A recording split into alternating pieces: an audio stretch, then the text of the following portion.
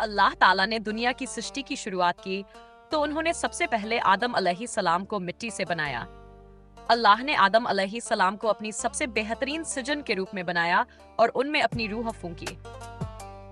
अल्लाह ने आदम अलैहिस्सलाम को ज्ञान, समझ और सोचने की क्षमता दी। अल्लाह ने आदम अलैहिस्सलाम को पूरी कायनात का सरदार और इंसानियत का पहला नबी बनाया। आदम अलैहिस्सलाम को जन्नत में रहने की इजाजत दी गई, जहां सब कुछ उनकी सेवा में था, सभी सुविधाएं, आराम और सुख का भंडार। जन्नत में सब कुछ था जो आदम अलैहिस्सलाम और उनकी संतान के लिए आराम और सुख का कारण था। लेकिन एक बात थी जिसे अल्लाह ने आदम अलैहिस्सलाम से मना किया। अल्लाह ने आदम अलैहिस्सलाम से कहा कि वह जन्नत के एक विशेष पेड़ का फल न खाएं। यह पेड़ शैतान का पसंदीदा था और शैतान ने उसकी छांव में बैठकर आदम अलैहिस्सलाम और हव्वा अलैहिस्सलाम को धोखा देने की योजना बनाई। जब आदम अलैहिस्सलाम जन्नत में अकेले थे तो अल्लाह ने उनकी साथी के रूप में हव्वा अलैहिस्सलाम को पैदा किया। अल्लाह ने हव्वा अलैहिस्सलाम को आदम अलैहिस्सलाम से बनाया और उन्हें आदम अलैहिस्सलाम का साथी बना दिया।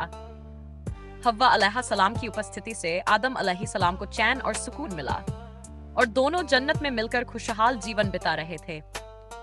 जन्नत में सब कुछ आदम अलैहिस्सलाम और हव्वा अलैहिस्सलाम के लिए आदर्श था, लेकिन अल्लाह ने एक विशेष पेड़ का फल खाने से मना किया था।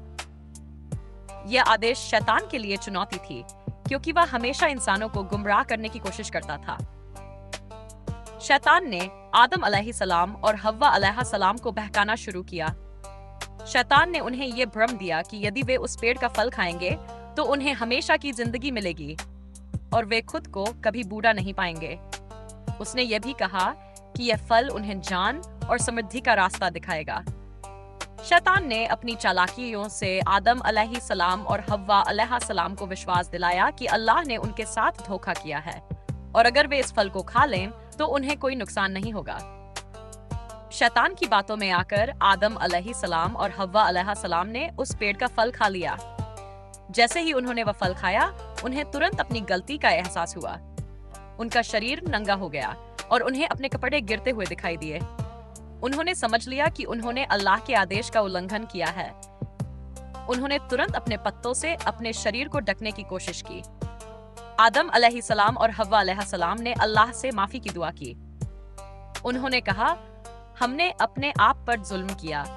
अगर आप हमें माफ नहीं करेंगे तो हम जरूर घाटे में रहेंगे। यह तौबा फतात और अल्लाह से माफी की प्रार्थना थी। अल्लाह ताला ने उनकी तौबा स्वीकार की और उनकी गलती को माफ कर दिया। हालांकि अल्लाह ने आदम अलैहिस्सलाम और हव्वा अलैहिस्सलाम को धरती पर भेज दिया ताकि वे इंसान की सृष्टि के पहले प्रतिनिधि के रूप में जीवन जी सकें। अल्लाह ने उन्हें यह निर्देश दिया कि वे धरती पर अपने बच्चों को सही मार्ग पर चलने की शिक्षा दें और इस धरती पर संघर्ष करें।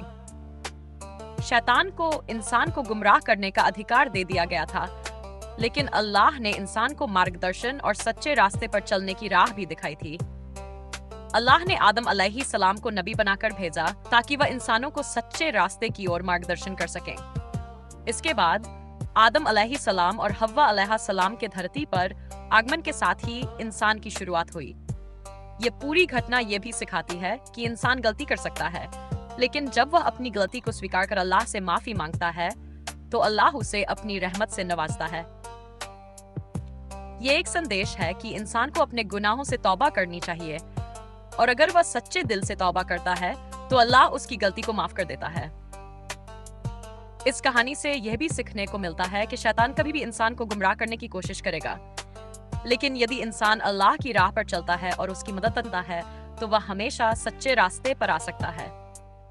यह कहानी हमें यह भी याद दिलाती है कि हम सभी इस दुनिया में अपनी परीक्षा देने के लिए आए हैं और ये केवल हमारी मेहनत, तौबा और अल्लाह के आदेशों का पालन करने से ही हमें सफलता प्राप्त हो सकती है।